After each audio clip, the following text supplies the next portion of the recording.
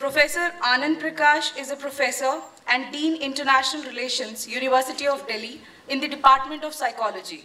He is Doctorate of Philosophy from the University of Allahabad and completed his Master's from University of Gorakhpur.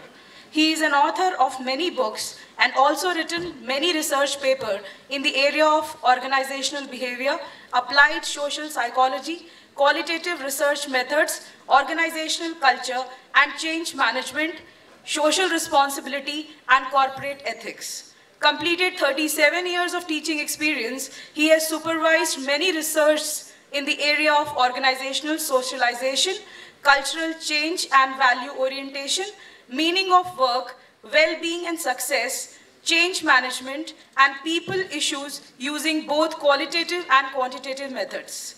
He is also honored and awarded by Young Scientist Award, Indian Science Congress in 1987, Career Award from University Grand Commissions in 1993, President National Academy of Psychology in the year 2009-10. He is a member of National Academy of Psychology, NAOP India, Treasurer 1993-1996, President NAOP India 2008-2010. May I call upon our keynote speaker, a very knowledgeable and magnanimous academician, Professor Anand Prakash, to address the audience. Sir, please.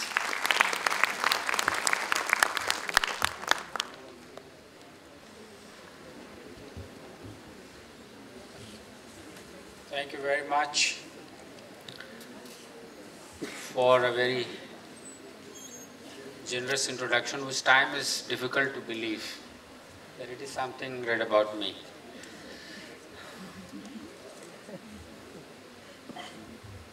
First of all, members sitting on the dais, Professor Sharma,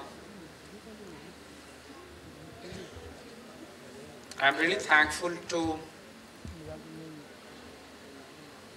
Maharaj Institute of Management for having invited me to speak on a topic, coping with uncertainty.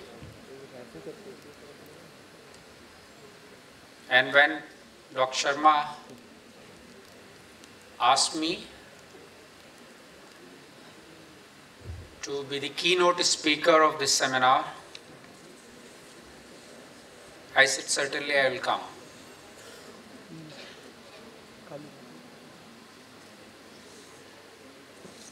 But I am going to position my few points of talk as a keynote speaker, keeping in view the audience in focus. An audience primarily consisted of students.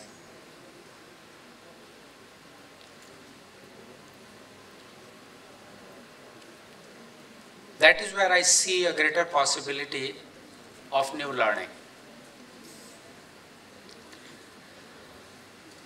It is always good to be the last speaker, because most of the salient points have already been covered. So nothing much to say. But I must congratulate the people who were behind the choice of the topic. They have thought of very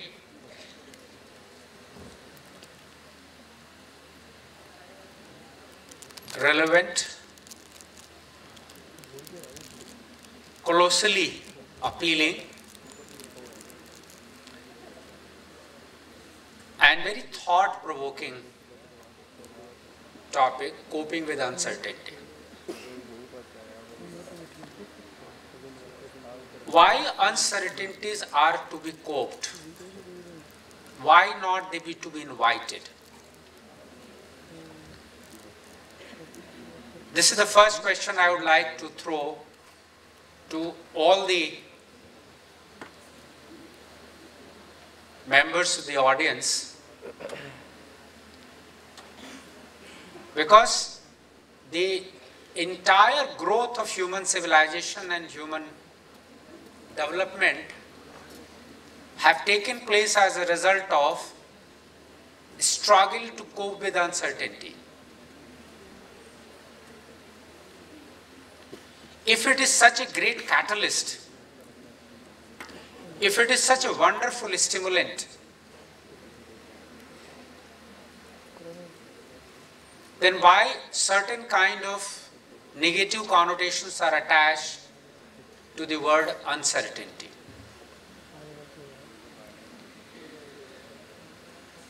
Look at the whole of the human institutions that have evolved.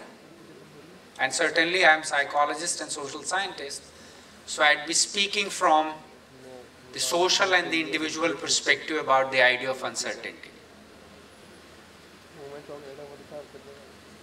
The entire human institutions, look at the institution of law, institution of systems, processes, they all have developed and evolved somewhere to enable human beings to respond to the experience of uncertainty. Had there been no uncertainty, maybe things would have not evolved, we would have not arrived where we are right now. I was looking for some kind of a parallel word in Hindi, because a lot has been said about the Indian culture and its capacity to cope with the uncertainty.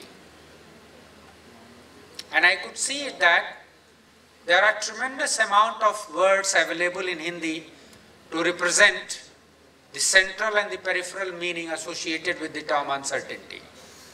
Sankat, Afat, Anishchitta, Sankraman, Asamanjas, King Kartabya Mood, Duvidha.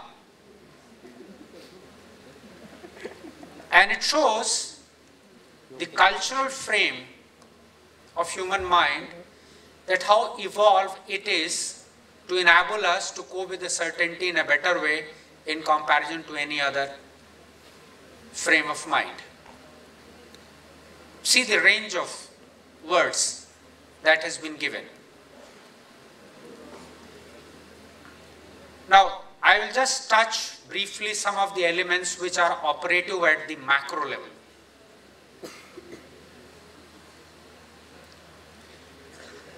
Look at the way cultures have evolved. There is no reason that why cultures would have evolved. We would have called ourselves the cultural being. Because the culture programs the mind to create the patterns of behavior. It is the culture which tells that what is to be done in a given situation, in what way it would be acceptable. So human mind gets programmed to respond in a particular way under certain kind of situations.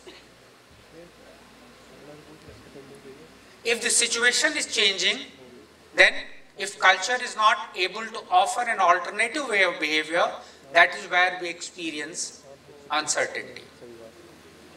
So culture design rules, culture design regulations, and try to create a pattern behavior. Because the pattern behavior will give us the sense of certitude and therefore make us feel more secure. And security is something that we want to have always in certain amount at an optimum level. And belonging to a particular kind of a cultural group also give us a sense of security and a sense of certainty, which is also called sense of rootedness. So I see a dialectic. I see a kind of dynamic interaction taking place between the uncertainty, the experience of uncertainty, and the evolution of a cultural frame of a mind. Had there not been uncertainty, there would not have been such development and growth into the cultural practices. The second point that I want to draw your attention to, because I know all these points would become a point of a debate in the times to come in the seminar. The second point that I want to bring to your attention, for consideration in the coming days. That when we are looking at the idea of uncertainty, it is very important that we look at the cultural regulations. And here I am reminded of a doha from Ramcharitmanas.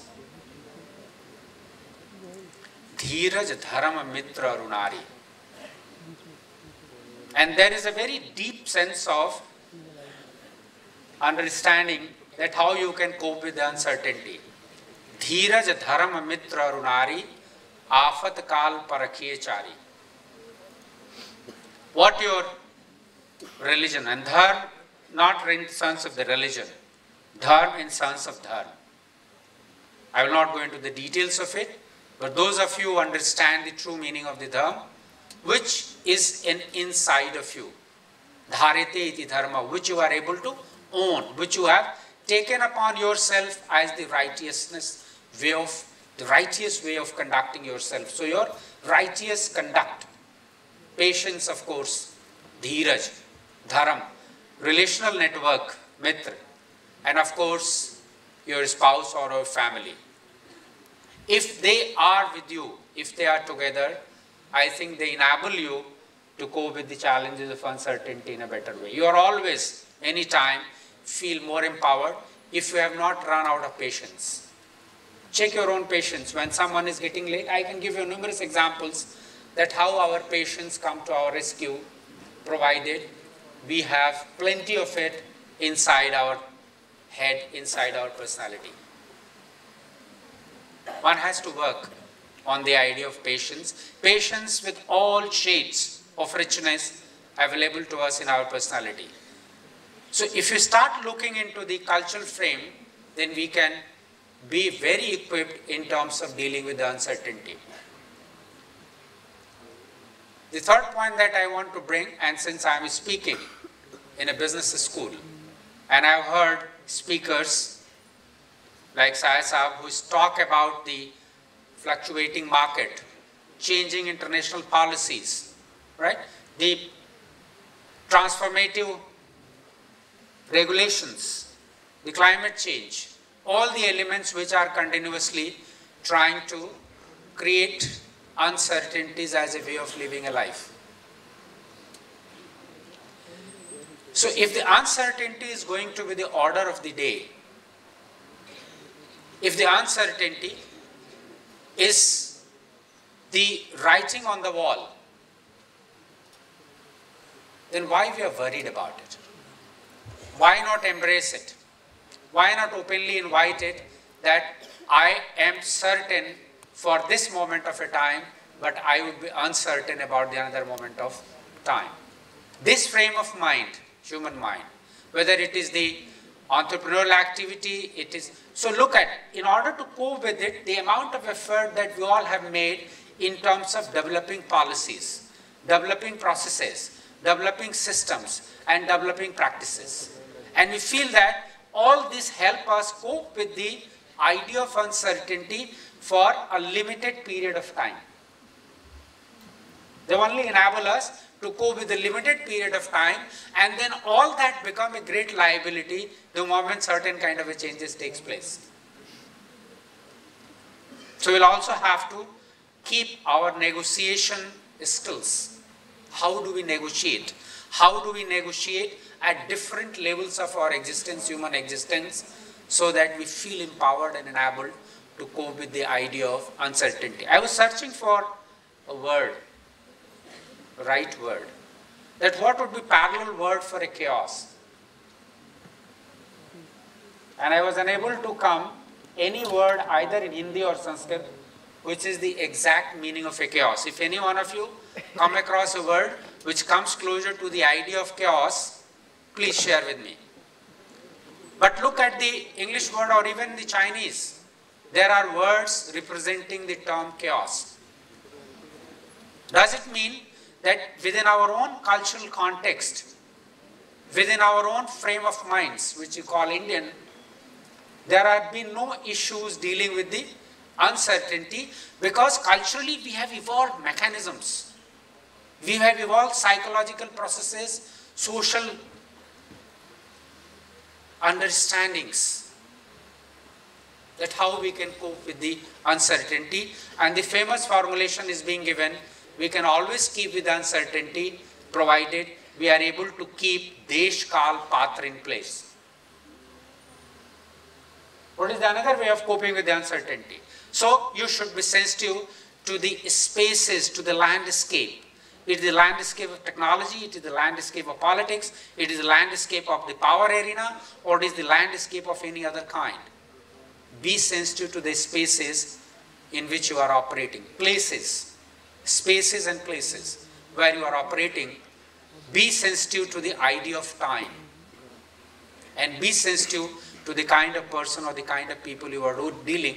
If you have the correct assessment of these three components within a given situation, you would always be better equipped to cope with the challenges of uncertainty, and you will never feel that you are running out of the skills, you are running out of the competence to cope with the uncertainty. You can cope, you can address and feel better. If there is no parallel world to the chaos, it means the people who have made uncertainty an agenda to engage with, are they trying to create that only the human being and the human mind and the human civilization must celebrate the prerogative of control? If you have troubled with the uncertainty, does it mean that we crave to have a better control, and since we crave to have better control over the situation, therefore uncertainty is something that needs to be kept away, need to be avoided? Look at the paradox of human existence. And I'm saying it, it's paradox of human existence that we crave to have certainty, but very quickly when the certainty takes the routine form, it becomes very boring. The moment we try to overcome this routinized pattern, the familiar patterns of a living, because the human experience gets saturated very fast. So it is searching for something new and something different. So we often find ourselves into some kind of a paradoxical axes. And the coordinates are two. One, the search and craving for freedom. So we all crave to have tremendous amount of freedom. And at the same time, we all crave to be very sure, very certain and very secure. But they don't go together. These two coordinates don't go together. Look at the jobs. Jobs are great security and great certainty in human life, that I have a job, I earn my salary, I pay my bills and take care of all my expenses. Very certain. But we all know how much of freedom is compromised in doing the job. Look at the marriage. Marriage is a great security. But how much freedom is compromised? Those who are married know it. And those who are not married, right, should not be scared of it. It is always kind of a trade-off between the security, right, and the freedom. This dialectic, this paradoxical dialectic, which keeps us taking place, and that's the very peculiar with the, look at the way the entire development human civilizations have taken place. They all are to gain certain amount of certainty. Whether we want to accumulate unreasonably more wealth, we want to accumulate unreasonably more power, we want to accumulate unreasonably social network, whatever we want to do it, they all are somewhere trying to ensure that we are certain for certain things in life. So certitude becoming a very critical striving in human existence, and we all crave to have that certainty, because the optimum level of certainties are also required for ensuring our existence. The whole idea, the point that I am trying to make is very simple. Coping with the uncertainty can only be a kind of an approximation. You can only approximate our approach to only this much I am going to engage in order to be comfortable, in order to ensure my existence and survival. But after that, if you crave to have more certainty, believe me, it is going to be disruptive and dysfunctional. No growth, no development, no further human quest can be pursued if there is too much of a craving to be certain. Whether it is a certitude, and certitude also means that something in us getting solidified. And anything which gets solidified in us, whether it is a design, idea, it is an attitude, or it is a truth. If it is getting solidified, believe me, from that moment its devaluation will begin. So in order to be continuously valued, in order to go on doing the value addition, it must be preserved in certain liquid form, it means certain uncertain form. So a lot of things should be certain within us, but lot more things should be uncertain as far as system, because the system, that's where the idea of flexibility comes into the play. So if the flexibility is also optimized in some kind of a rational proportion to the idea of uncertainty, I think the better human quest can be pursued instead of having a total certitude. Look at the technological development. I will not take more time because I know I have another sessions and to talk about it. But look at the way technological growth have taken place in this country. Look at the craving and the demand for innovation is being placed on all of us. Look at the way the government regulations are demanding innovations. Institutions and universities are starting centers for innovations, right? That we must innovate. I was talking to a couple of my friends in the University of British Columbia last May. They all say that India is lacking in innovation and therefore they have difficulty coping with the world market. I was in a conference in the management process. And look at the whole game of innovation. The true innovation is disruptive.